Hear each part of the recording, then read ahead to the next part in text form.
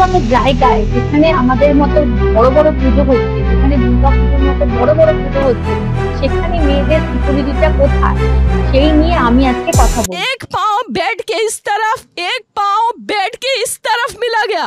जब तक pelvic girl नहीं टूटता है, इस तरह दो पाँव को नहीं चीरा जा सकता है। মানুষকে বাঁচানোর পরে আপনি কি রিওয়ার্ড পাবেন? রেপ, টর্চার আর মার্ডার। ইট ওয়াজ আ মার্ডার। এটা মার্ডার, এটা কোনো সুইসাইড নয়, এটা মার্ডার। এটা মার্ডার করা হয়েছে। ভিডিওকে আপনারা যতটা পারেন ততটা শেয়ার করুন, কারণ আমি চাই এইটা সব পলিটিক্যাল লোকরা চায় যে এই ভিডিও মানে শেয়ার করা না হোক, এই সম্বন্ধে কিছু না বলা হোক। কেসটা আমার ভেতরে সমস্ত আশা শেষ করে দিয়েছে, কারণ এইটা শুধু ডাক্তারদের নয়, সমস্ত মহিলা জাতির কলঙ্ক। এইটা সমস্ত মহিলা জাতির। কলকাতায় আরজি কর কলেজে টানা 36 ঘন্টা কাজের পর এই ডাক্তার সেমিনার হলে গেছিল কিছুক্ষণ সময় রেস্ট করার জন্য, আর সেইখানে তার সাথে আনস্পিকেবল টর্চার হয়েছিল। ये जो हादसा हुआ है 9 अगस्त करीबन 10:30 बजे, मेरे पड़ोसी को मैं चीखते बिखलाते हुए, रोते हुए मुझे वो लिपटती है और कहती है कि सब कुछ ख़त्म हो गया। मैंने कहा क्या हुआ? नहीं, मेरी लड़की ने सुसाइड कर दिया है, ये खबर आई है हॉस्पिटल से। मैंने कहा এই নোট থেকে দেখতেই পাচ্ছেন যে মানে এর কত জায়গায় ক্ষত করা হয়েছে, এরকম ভাবে খুন করা হয়েছে। আর নির্ভয়ার মা বাবাকে বলা হয়েছে আপনার মেয়ে সুইসাইড করেছে। মানে এইটা কি করে করছে?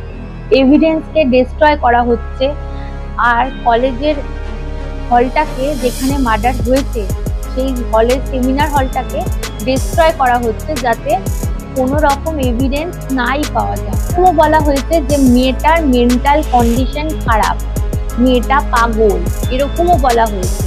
একটা ডাক্তার কি করে পাগল হতে পারে? যেখানে রেপ হয়েছিল সেখানে নাকি কোনো সিসিটিভি ক্যামেরা নেই। যে মার্ডার করেছিল তার পলিটিক্যাল কানেকশন অনেক উঁচু পর্যন্ত আছে, তার জন্য সে ধরা পড়ছে না। আর যাকে দোষী সাব্যস্ত করা হয়েছে সঞ্জয়, সেই সঞ্জয় আসলে দোষী না।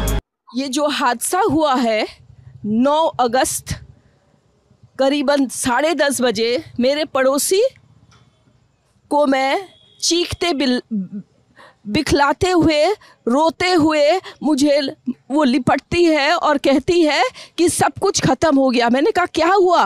नहीं, मेरी लड़की ने सुसाइड कर दिया है, ये खबर आई है हॉस्पिटल से। मैंने कहा सुसाइड किसने कहा, कैसे? बोले नहीं, उन्होंने कहा कि ये सुसाइड हुआ है।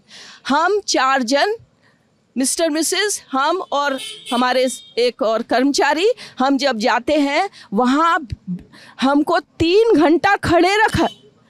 एक पेरेंट्स जिनकी बच्ची 31 इयर्स ओल्ड की ऐसी ख़त्म हो जाती है, उनको 3 घंटा खड़ा रखा और ये हाथ जोड़ती रही। माँ बाप हाथ जोड़ते रहे, हमें एक बार दिखाओ, हमारी बच्ची का मुंह एक बार दिखाओ। हमको नहीं दिखाया गया। 3 घंटे तक खड़े रहने के बाद ये दोनों हस्बैंड वाइफ अंदर जाते हैं सेमिनार रूम में, और ये पापा अपने dead body of the girl जिसके मुंह में खून था फोटो खींच के।